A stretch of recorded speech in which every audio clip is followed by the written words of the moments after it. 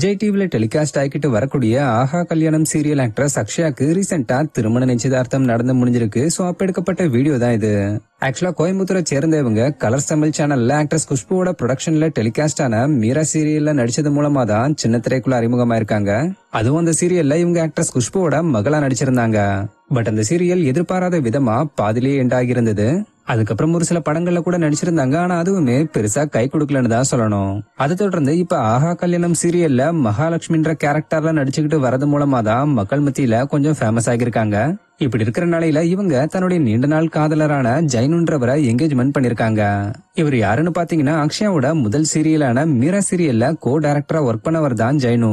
ஆக்சுவலா இந்த சீரியல்ல இவங்க ரெண்டு பேரும் ஒர்க் பண்ணிக்கிட்டு இருக்கும் போதுதான் இவங்களுக்கு இடையில காதல் மலர்ந்ததா சொல்லப்படுது. இதை தொடர்ந்து இப்ப இவங்களுடைய திருமண நிச்சயதார்த்தம் கோலாகலமா நடந்து முடிஞ்சிருக்கு.